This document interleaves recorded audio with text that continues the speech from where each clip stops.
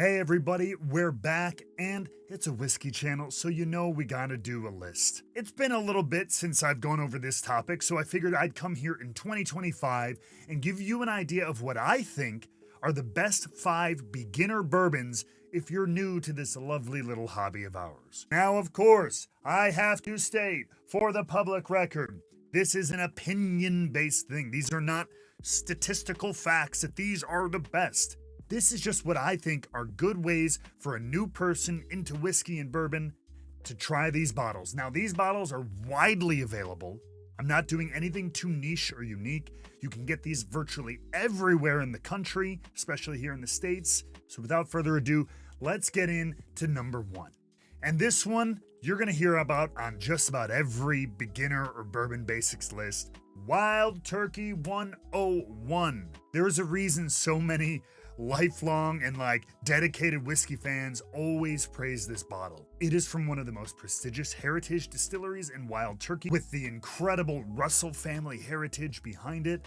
And the other thing about Wild Turkey 101 is it's in the price point and availability of a lot of lower shelf bottles. However, it has the genes, it has the resume, the DNA of a higher end bottle. The proof alone, 101, it's not 80, 85, sub 90 proof like a lot of lower shelf items are. Beautiful proof for sipping or for cocktails. And also, it's been widely known that for many, many years, this has been a blend of 6 to 8 or so year Wild Turkey whiskey at 101 proof. This is not some 3-4-year-old whiskey they're batching out there. They always like to use and marry that level of age, which is a beautiful point for bourbon. You even see it now, they have the 8-year. It's a little bit more expensive. It's explicitly stated as 8-year, so you know that it's 8 or more. But in this one, you can count on some well-aged, well-proofed whiskey. And it's available pretty much everywhere for anywhere from $25 to $30. Number 2, I talked about things being in the mid or lower tier of the shelf thing. Well, you know what? I think everybody should understand the heroes of the bottom shelf. Just because it's on that lower tier, just because it's cheaper, doesn't always mean it's bad, and I think it's good to know what they're used for. So I'm going to recommend Benchmark Bonded. Now, Benchmark comes from the Buffalo Trace Distillery, the same company that makes Weller and Buffalo Trace and BTAC and Pappy and all this stuff, right? Blanton's. But Benchmark Bonded, as it stated, is a bottled in bond whiskey, which means it follows all the rules of bottled in bond, which means you know it's at least 4 years, it's 100 proof. And this one I see even in downtown Chicago, an expensive market, is always sub $20. Even the old bottom shelf hero for me, Evan Williams bottled in bond, the white label, that's now north of $24, $25, $26.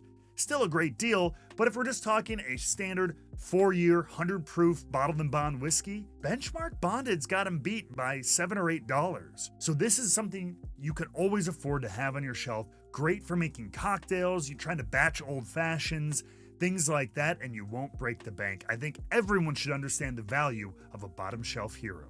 Number 3, now for everyone, the standard bourbon, which there isn't technically, is usually a rye-based bourbon. Corn, rye, and then malted barley. Well, the wheaters are very, very popular. That's why I think everyone should get a little intro to the wheated category. Before you go hunting Wellers like a madman, check out Larceny.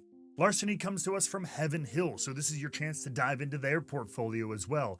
Again, another one very readily available, very affordable, usually in that $30 to $40 depending on your market. I still usually see it for $30 to $35. And again, just a solid blend, a solid bottle for a reasonable price, and we'll introduce you to wheaters. Then you can go hunt Pappy till your heart's content. Number 4, all right, kids, we can't all be hanging around this 100 proof mark, 90 proof. Sometimes, like a lot of bourbon fans, you're going to get curious about that high proof, barrel proof, cask strength, uncut, unfiltered. I'm just going to go ahead and recommend you what I ended up finding almost by accident, Knob Creek Single Barrel. Now, this isn't technically cask strength, and it's why I recommend it. But this is 120 proof. It's a single barrel product. Your local store may have a barrel pick of it as well. But I suggest just going in and getting the ones that are off the shelf.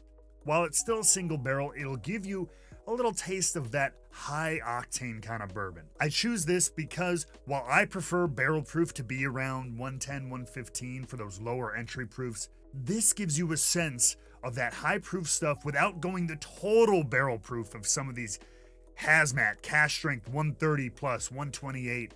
120 is pretty darn hot, but it doesn't absolutely melt you.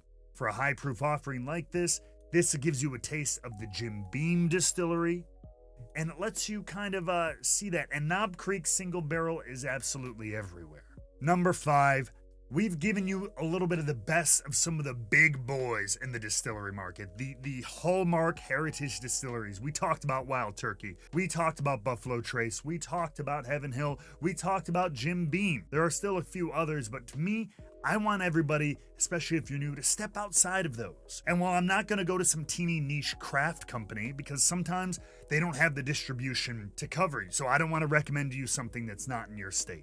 I will recommend a smaller company that's still pretty big and has pretty wide distribution, and that I think does whiskey very uniquely and very well, and that is Michter's. Standard Michter's Bourbon. The Michter's brand was resurrected some years ago, and since then, one of the things I preach all the time, I know, they go into the barrel at a little bit of a lower proof, so when they take the whiskey out of the barrel at cash strength is a little bit lower, which means then when we're proofing down to our standard 90 proof for our regular bottle, we got to add less water. So that means even their 90 proof bottle has a stronger flavor than a lot of the big companies who are going in at full 125 proof when they're making their whiskey. That's why I think it's really nice. Now this is going to step you into the kind of the mid tier. We're out of that $20, $30 range, and now we're into probably, depending on where you are, 40s, 50, 55 sometimes. I wish this were like a $40 bottle, truth be told. That said, I think everyone should taste it. I think Michter's is doing some really cool stuff, and Michter's is pretty widely available. I don't know if they're in every single state,